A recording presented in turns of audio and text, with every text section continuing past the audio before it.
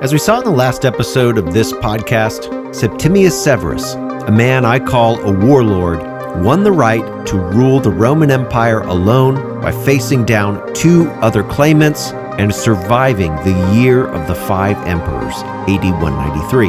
By 197, Septimius was in charge, having defeated his last rival for power in Gaul and exacting a punitive campaign of terror, sacking Roman cities that were disloyal to him and executing 29 Roman senators and outright stealing the wealth and estates of several more. Long gone were the days of Marcus Aurelius and his predecessors. Long gone was the Pax Romana. The reign of Septimius Severus gives us a sense of the new Roman order and also foreshadows even darker days to come. We'll talk about it on this episode of the Pax Romana podcast.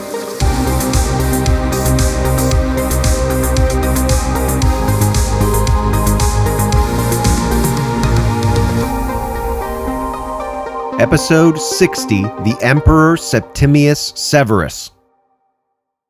As we saw last time, Septimius Severus entered Rome in AD 197, a conqueror, not of some foreign people or external enemy, but of armies of Romans, led by usurpers who, just like him, tried to secure the title of emperor by force of arms.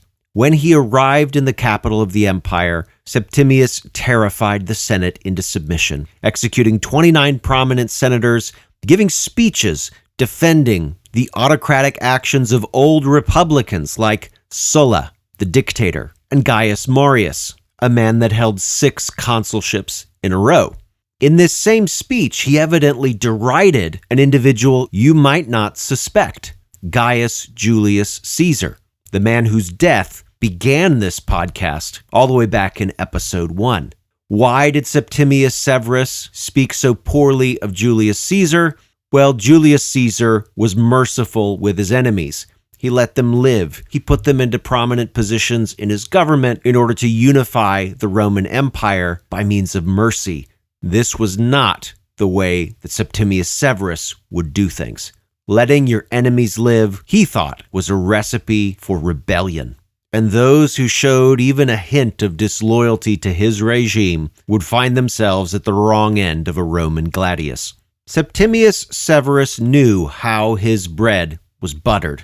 The Roman soldiers, especially his most loyal legions from Pannonia in the center of the Roman Empire, had won the empire for him, and he rewarded them abundantly, paying out a cash bonus to his troops of 1,000 sesterces each. Not a huge number, but there were, after all, as many as 100,000 men that would have received this gift.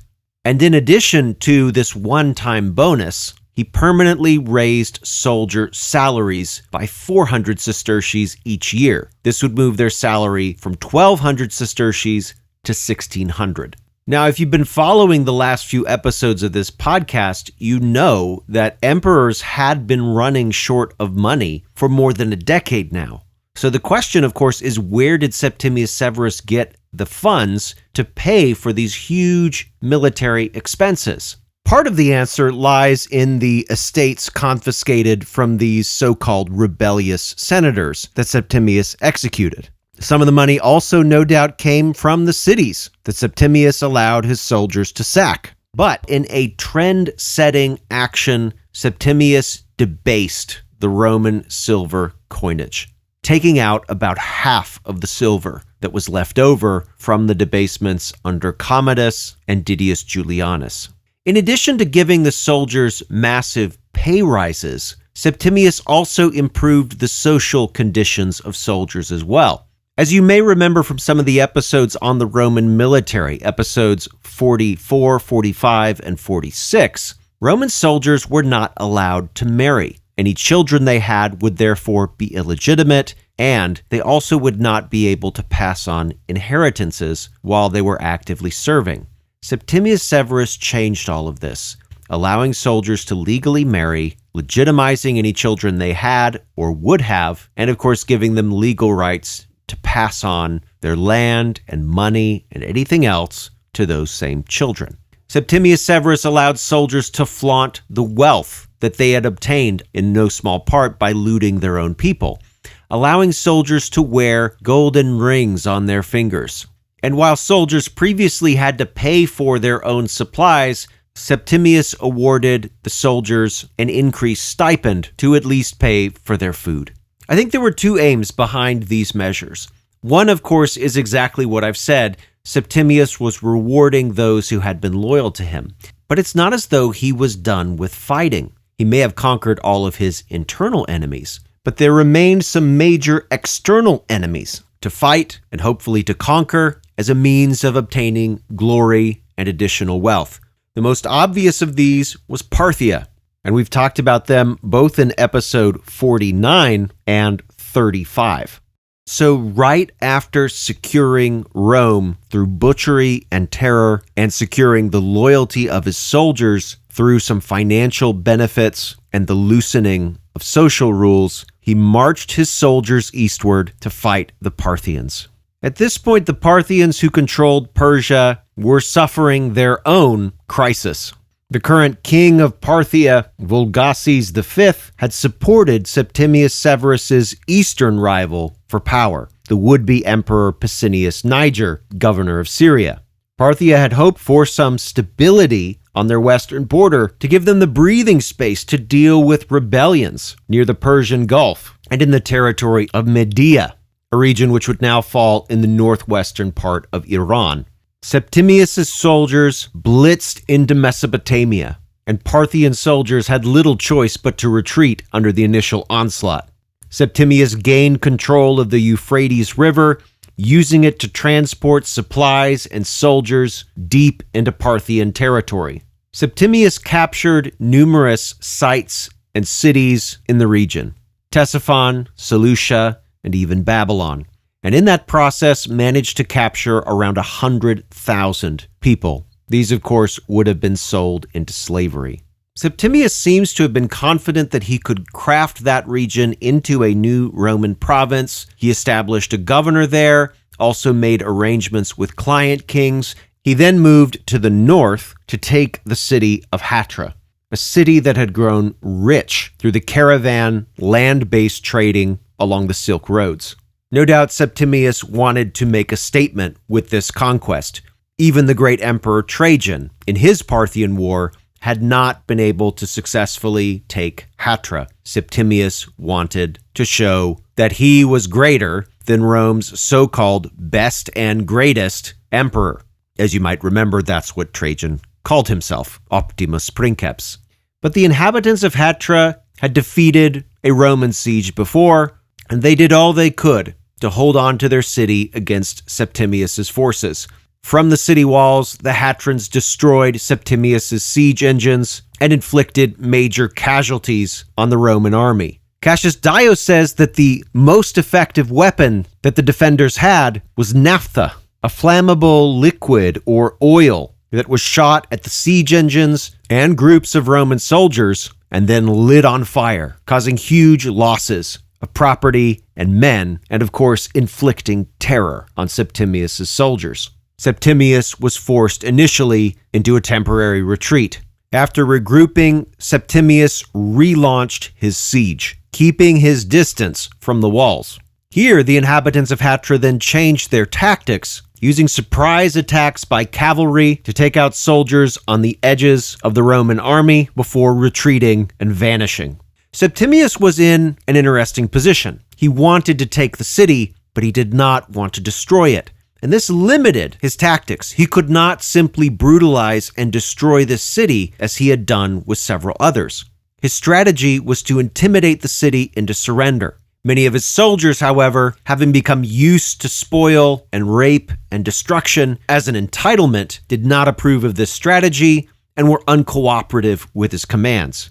And so Septimius was defeated a second time, in essence, by himself. And he shifted his attention to Palestine and to Egypt, taking the title of Parthicus Maximus, that is the greatest conqueror of Parthia, withdrawing his soldiers and keeping just the northern part of Mesopotamia for his own. And even though Septimius Severus ended up without many practical gains in Parthia, From the perspective of King Vulgaces, the war was a disaster. And over the next 2 decades, his entire dynasty would lose power to be replaced by the Sasanian Empire in the 220s AD. As for Septimius Severus, his Trajanic phase of trying to conquer Parthia shifted into what we might call his Hadrianic phase, and the emperor decided to tour his provinces. In 201 AD, he traveled to northern Africa, his homeland, where he campaigned against the Garamantes, a group of tribal peoples that lived in the deserts to the south of the Roman cities in North Africa. By 202 AD, Septimius Severus had captured their capital city in what is now the modern nation of Libya. And while his soldiers were down in that part of the world, just for good measure, he marched them into parts of Numidia that had yet to be conquered by the Romans. All of this in an attempt to secure Rome's frontier along the Sahara Desert. He then toured the Roman cities in the region, commissioning new building projects, and we see from numerous archaeological records, especially pottery finds and other indicators of economic prosperity, that many Roman African cities flourished during this post-Pax Romana period, despite the fact that many other parts of the empire were doing quite poorly. How much of that is due to Severus, I don't exactly know, but he and his son certainly gave Northern Africa special attention and care. Over the next few years, Septimius focused on overhauling the administration of the empire, stripping the senators of their position in Roman courts and placing the prefect of his Praetorian Guard in charge of numerous judicial matters. It's during his reign and several of the reigns that follow that we have a major increase in Roman jurisprudence, at least insofar as it is documented, and this is no doubt partly owed to Septimius Severus's reforms. But also, Septimius Severus, as an emperor fixated on the military, had very little use for the Senate. In some cases, he appointed non-senators to offices and magistracies where membership in the Senate was normally a prerequisite.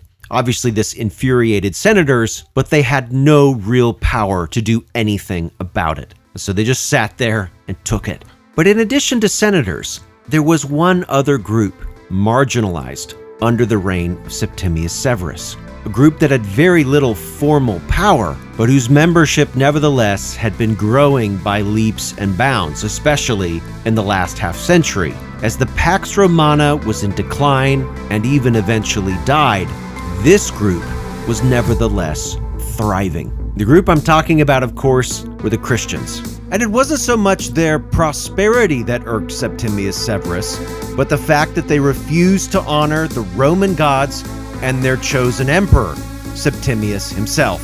And this would not stand. Thanks for listening to the Pax Romana podcast. For more information, including a list of primary sources and further reading, check the show notes.